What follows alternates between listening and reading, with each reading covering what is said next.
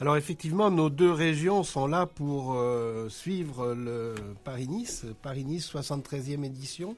Et ça sera demain au départ de Maurepas pour un prologue de 6,7 km, donc un prologue très court, mais qui je pense amènera beaucoup de spectateurs autour du centre de Maurepas.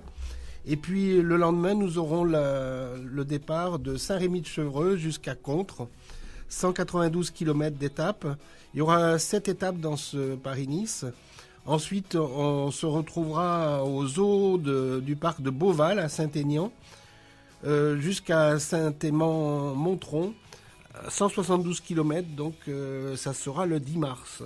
Ensuite, on aura une étape de Saint-Amand jusqu'à Saint-Pourçain avec 179 km. Vous voyez, c'est assez équilibré en kilométrage. Jusqu'à Saint-Pourçain donc, et ensuite le 12 mars, Varennes-sur-Allier, la Croix de Chabouret. Le 13 mars, on aura Saint-Étienne à Rasteau, pays des vignobles. Là, on va retrouver un petit peu la Provence, les pré-Provence.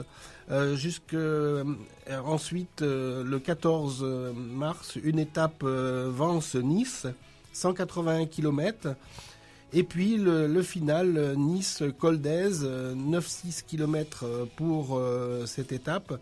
Et la finale, Place Masséna à Nice. Alors, le maire et président de la métropole de Nice nous a indiqué mardi qu'il attendait beaucoup cet événement avec impatience.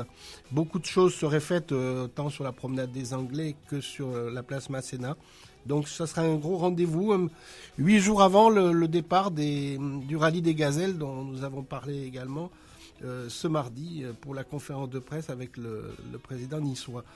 Ce temps fort aussi, ce sont bien la présence de 20 équipes professionnelles avec des têtes d'affiche bien sûr comme les Australiens, l'équipe d'Orica Green Edge avec Matthews et Yest. Les Belges avec Galopin en tête française quand même. L'Espagnol, l'équipe de Movistar qui avait gagné l'année dernière. Les États-Unis, 3 équipes pour les États-Unis. La France avec AG2R, avec Bardet, Perrault et d'autres équipes comme celle de Cofidis ou FDJ avec Desmar et Vichot. Autre Europcar avec Vauclair toujours, Roland et Coquard. L'équipe de Bretagne aussi avec Fedrigo. Grande-Bretagne aussi, Team Sky qui sera là également. L'Italie, donc pas mal de... autrement, il y a également des équipes Kazakhstan, Pays-Bas, Russie, Suisse. Voilà, donc quand même un grand moment. Un grand moment, et moi je voulais vous rappeler quand même les temps forts de cette épreuve qui a démarré en 1933 avec des relais, je dirais presque franco-allemands, puisqu'on a le premier vainqueur était Alphonse Schepers. Et dès 1935, il y a eu René Vietto qui a été le premier avec 1222 km à parcourir ce parcours en tête. On retrouve d'autres Français comme Maurice Archambault en 1939. Ensuite, plus connu, Louison Bobet en 1952. Jean-Pierre Munch l'année suivante. Après, on a eu Jean Bobet et puis l'équipe, ça c'était en 1955. Et en 1957, Jacques Anquetil qui a renouvelé aussi avec la victoire en 61 et en 63. Jusqu'en 66, il a été quand même un des grands temps forts de ce tour. Ensuite, on a eu l'époque Merckx entre 69 et 71. Et puis Poulidor, on dit toujours qu'il arrive deuxième. Ben non, il a gagné quand même en 73 et 72. Raymond Poulidor. On retrouve ensuite Freddy Martens en 77.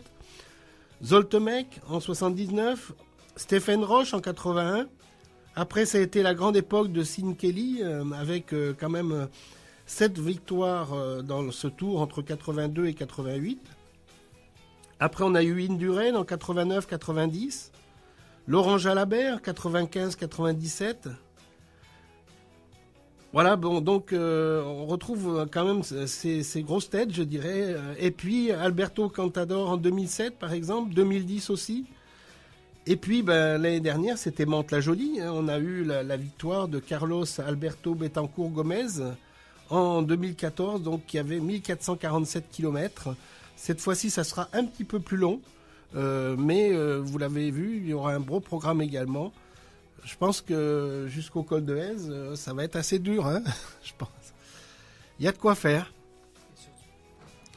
Surtout le col d'Aise aussi qui revient régulièrement sur ces derniers Paris-Nice Ouais. pour terminer les épreuves. C'est une étape mythique. Le col d'Aise pour terminer le Paris-Nice, la course au soleil. C'est un incontournable, c'est comme le Galibier au Tour de France, ou le Mont Ventoux, ou l'Alpe d'Huez. C'est un incontournable. Alors il y a beaucoup moins entre guillemets, de cols mythiques, à part celui d'Aise qui terrifie tous les concurrents. coureurs.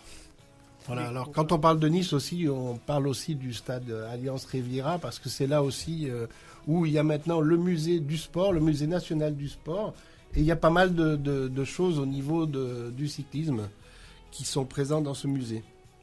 Et rappelons aussi que Saint-Quentin-en-Yvelines a accueilli des championnats du monde de cyclisme sur piste où on a pu vibrer avec cette belle équipe française. On revient avec par exemple Brian Cocard qui est un pistard et lui aussi a pu être qu'attaché. Brian Cocard qui sera au départ du Paris-Nice, excusez-moi, et qui sera attaché à son bon souvenir que cette équipe de France de piste a quand même réussi un joli mondial.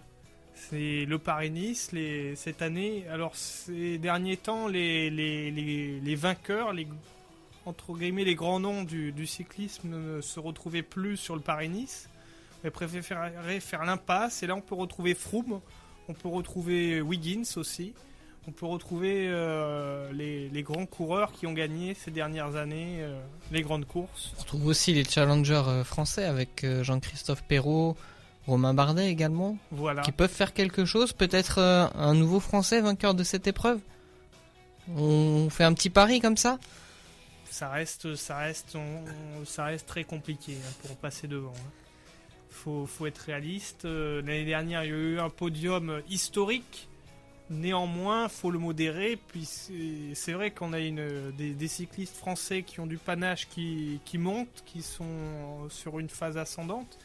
Mais il y a eu des concours de circonstances qui ont fait que les autres se sont dispersés à travers les blessures ou les absences programmées. C'est vrai, mais c'était l'occasion aussi de découvrir deux noms, Vichot et Gauthier, qui ont fait respectivement 3e et 6e. Et le Paris-Nice, c'est bon à rappeler que c'est à Maurepas demain et RVVS Reportage VIP sera présent pour cet événement et on vous fera une restitution pour la semaine prochaine puisqu'ils arriveront du côté de Nice la semaine prochaine. Voilà. Tout à fait.